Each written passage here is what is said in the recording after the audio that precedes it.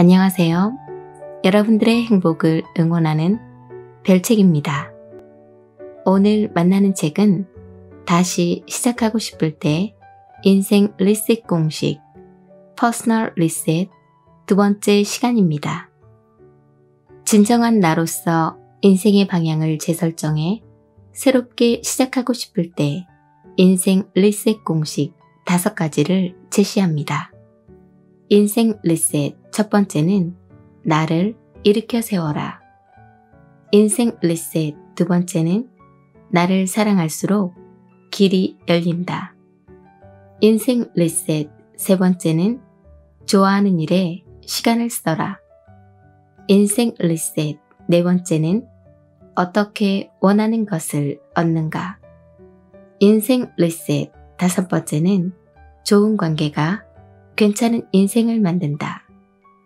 다음은 퍼스널 리셋 책 속의 나를 사랑할수록 길이 열린다와 좋아하는 일에 시간을 써라 부분입니다. 오늘도 별책과 함께 한층 성장하는 보람된 시간이 되었으면 좋겠습니다.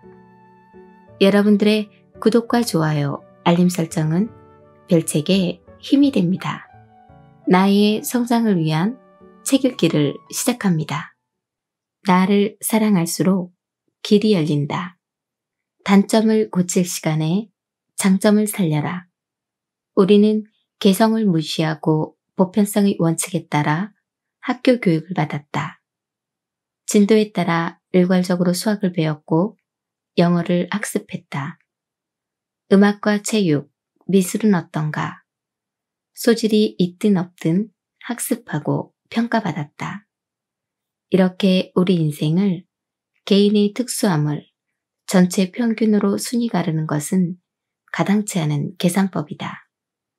수학을 못하지만 국어를 잘할 수 있고 다른 과목은 다 못하는데 음악은 잘할 수 있다. 그런데 학교에서는 다 잘해야 한다. 강점인 과목에만 집중해 공부하고 그 노력이 가져다주는 성과에 즐거워할 수 없다. 평균을 갉아먹는 나머지 과목들이 발목을 잡으니까. 예를 들어 다른 과목은 다 잘하는데 수학에서 점수가 바닥을 기고 있다고 생각해보자. 그 학생의 고통이 느껴지지 않는가? 수학학원은 물론이고 개인 과외까지 수학 공부에 매진하게 된다. 인생에 즐거움이 있겠는가? 헤엄을 잘 치는 오리에게 날아라고 외치는 꼴이고 마라톤 선수에게 100m를 10초 안에 주파하라는 소리나 마찬가지다. 어디 학교뿐인가? 직장 내에서도 마찬가지다. 재무관리를 잘하는 직원에게 영업실적 운운하며 기를 죽인다. 못하는 것만 콕콕 집어내는 것도 능력인가 보다. 노력하면 안 될 것이 없어. 정말 무시무시한 말이다. 이 말에는 단서가 붙어야 한다. 단, 당신의 강점인 부분에서 장점을 최대한 끌어올리기 위한 노력. 장점과 강점에 집중하자. 안 되는 것을 되게 하려고 애쓰는 시간과 노력을 자신 있게 할 수 있다고 외칠 수 있는 것에 투자하라. 오리가 날려고 길을 쓴다면 죽기 전에 한 번, 그것도 4-5m 날고 끝날지 모른다. 물론 이보다 더 나은 성과를 낼 수 있지만 지독한 훈련과 인생의 전부를 바쳐야 한다. 마찬가지로 마라토너에게 100m를 10초 안에 뛰라는 것은 그에게 포기하라는 소리나 마찬가지다. 그럼에도 사회는 태연스럽게 요구한다. 넌 날개가 있는데 그것도 못 날아? 너 달리기 할 줄 알잖아. 우리는 그들의 모든 기대에 부응하며 살 필요가 없다. 여기에 하버드 대학교의 레이첼 카슨 교수가 한 말을 덧붙이자면 다음과 같다. 많은 사람이 실패하는 이유는 자신의 장점을 보지 못하고 다른 사람을 부러워하고 따라하는 실수를 하기 때문입니다. 놀랍게도 성공은 용감하게 자기의 길을 가는 데 있습니다. 당연하다. 다른 사람의 장점을 부러워할 필요도 없고 그를 따라가기 위해 자신의 가랑이를 찢을 필요도 없다. 당신은 자신의 장점을 잘 살리면 된다. 소질도 있고 관심도 있고 다른 것보다 조금이라도 잘할 수 있는 것에 매진할 때 결과는 확연히 달라진다. 당신은 개성 있는 존재다. 당신이 할 수 있는 일 중에서 잘할 수 있는 것을 찾아보자. 내가 잘할 수 있는 일을 생각날 때마다 계속 적어나가자. 사회 초년생이 된 대학생도 명예퇴직한 전직 교사도 쓴다. 실제로 통계학을 전공한 학생이 이 방법을 통해서 시나리오 작가가 된 사례가 있었다.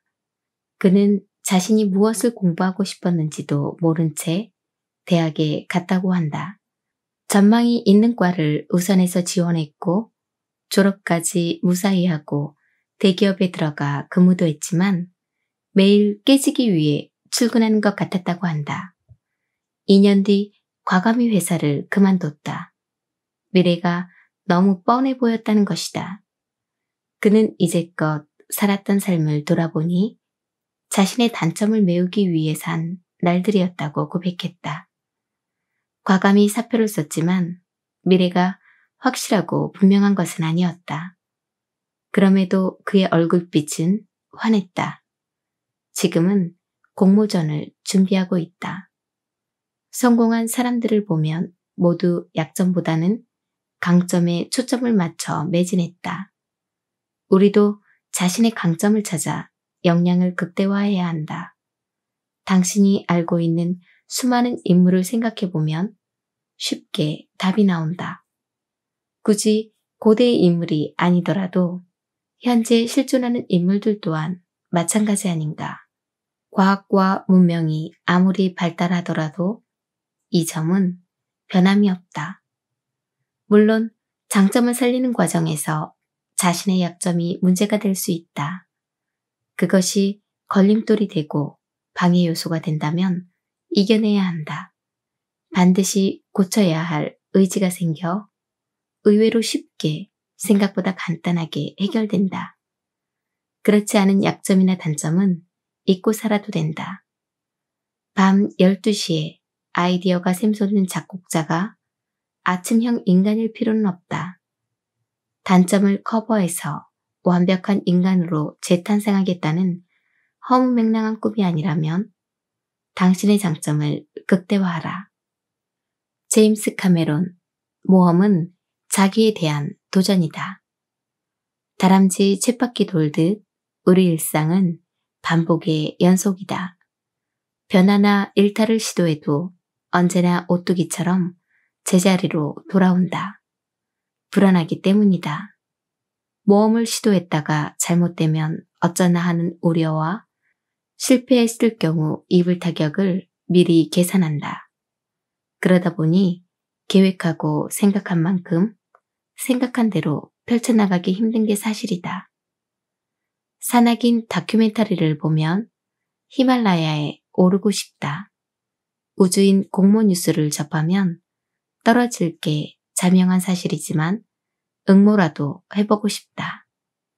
나이를 불문하고 꿈틀대는 열정은 식지 않았다. 어떤 모험도 할 준비가 돼 있다. 다만 현실이 뒷받침해주지 않는다. 모험을 즐기며 사는 사람이 있다. 바로 영화감독 제임스 카메론이다. 우리에게는 터미네이터, 타이타닉, 아바타 등으로 유명하다. 카메론은 어린 시절 미술 공부와 그림을 그렸다. 독서광이었던 그는 특히 자기가 좋아하는 SF 소설을 탐독하며 시각적 상상력을 표현하는 데 관심을 가졌다. 엔지니어였던 아버지에게 카메라를 빌려 16mm 영화 습작과 미니어처를 직접 만들어 특수효과도 실현했다. 글을 쓰고 싶어 캘리포니아 주립대학교를 중퇴한 카메론은 결혼을 하고 트럭 운전사나 만화가 어시스턴트 등의 직업을 전전했다. 그러다 스타워즈를 본 뒤 엄청난 충격을 받아 본격적으로 영화계에 뛰어들 결심을 굳힌다. 그는 직접적이든 간접적이든 현대화된 기계 문명을 신랄하게 비판했다. 어떻게 보면 테크놀로지를 비판하기 위해 최첨단 테크놀로지를 아낌없이 퍼부어가며 만든다는 것이 아이러니컬하다. 하지만 그가 그려내는 세계는 관객의 시선을 사로잡았다. 그는 바다와 우주에 상당한 관심을 가진 사람이었다. 그의 영화는 유독 푸른 색채가 강하다. 파란색은 우주, 심해, 금속성의 물질을 표현하는 데에 빠져서는 안 될 색이기도 하고 특수효과를 활용하기 편해 선호한다는 것이다. 급기야는 등장인물들이 모조리 파란색인 영화 아바타도 있다.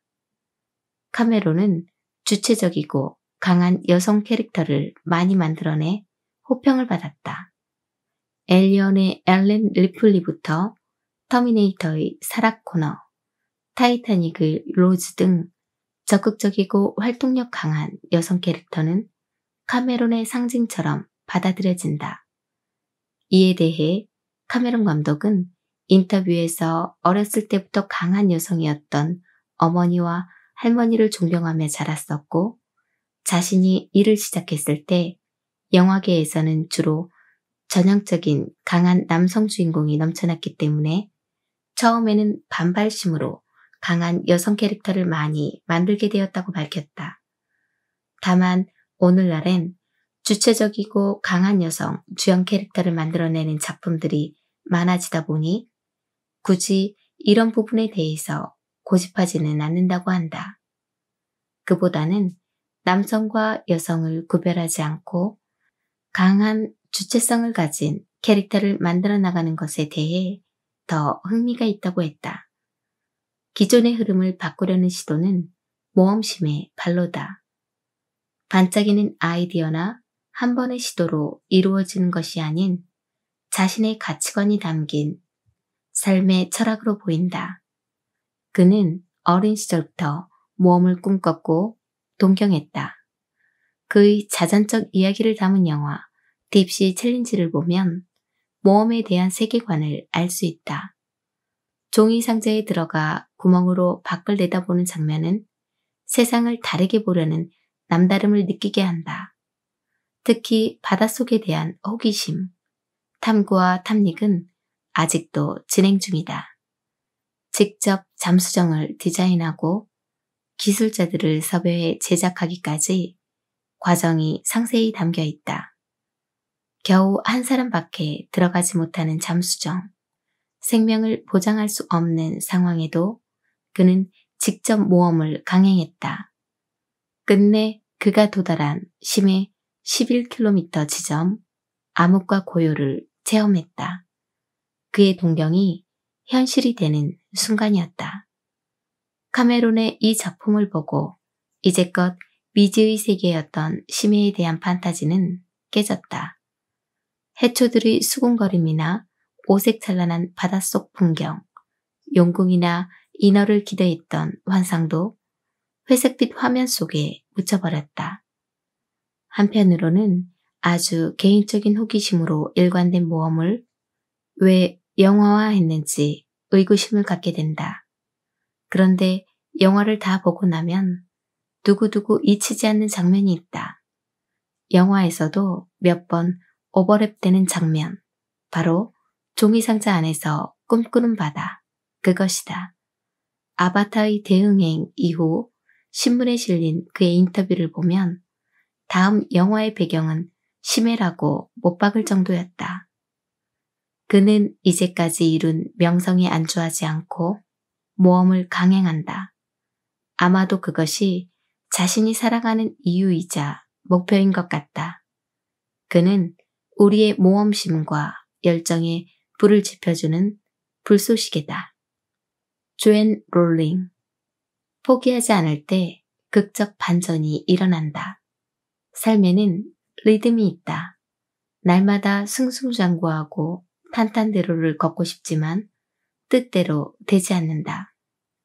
아무리 잘 나가는 사람이라 할지라도 실패와 좌절, 성공과 승리의 경계를 그네 타듯 넘나든다.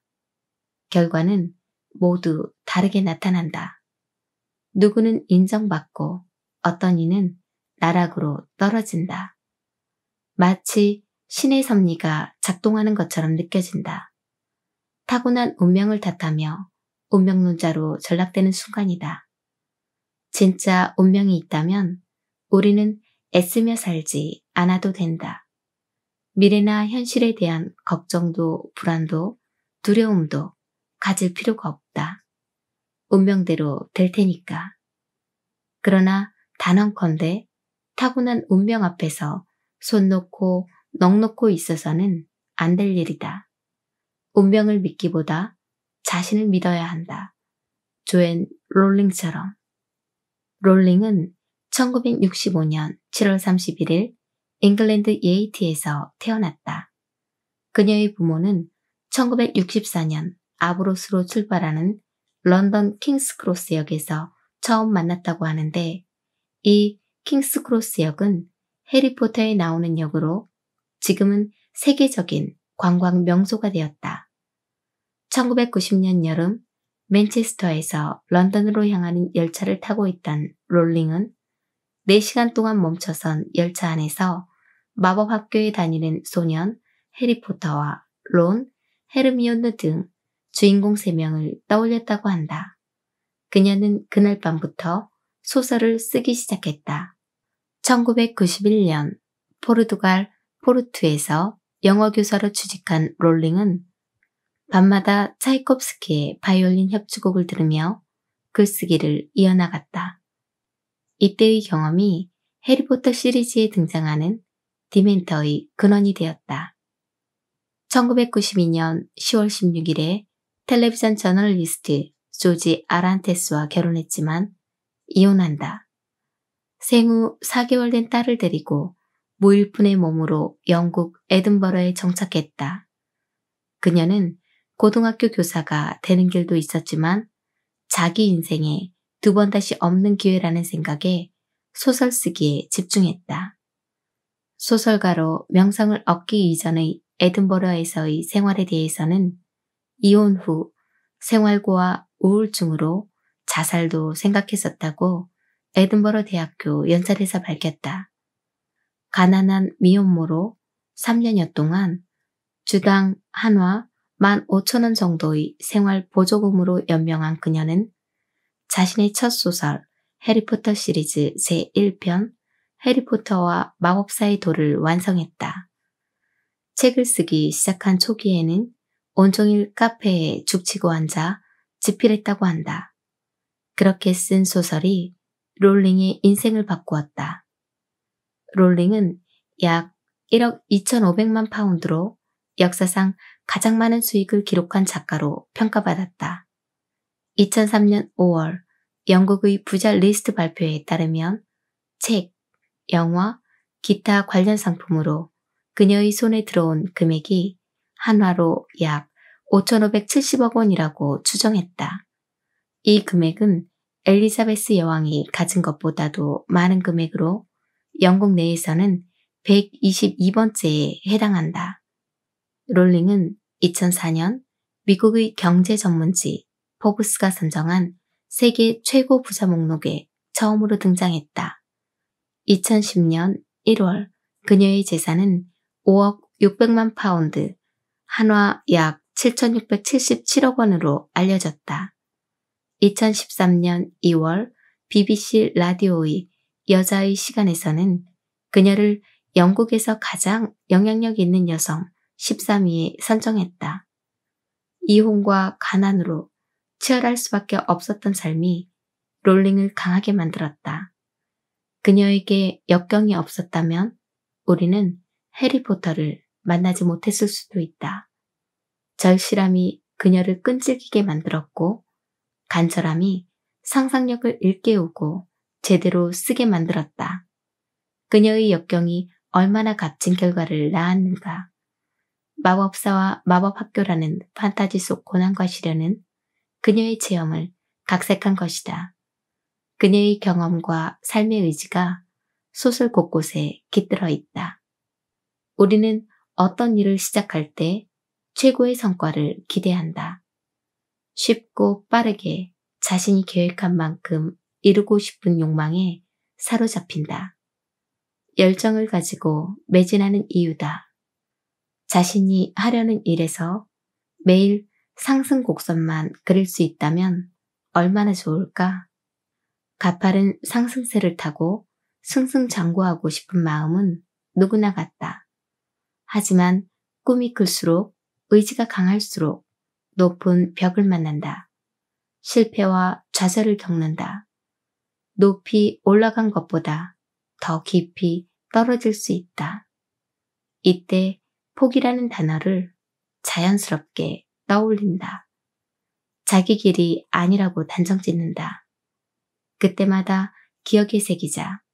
어려운 과제일수록 쉽게 이루어지지 않는다는 사실을. 자신이 진정으로 가고 싶은 길이라면, 자신이 선택한 일에 후회가 없다면 포기하지 말자. 선택도 포기도 자신이 내린 결정이다. 포기를 선택하면서 운명을 탓하면 안 된다. 여기까지가 오늘의 책 내용이었습니다. 성공한 사람들을 보면 모두 약점보다는 부족한 점보다는 장점이나 강점에 초점을 맞춰 매진하고 있습니다.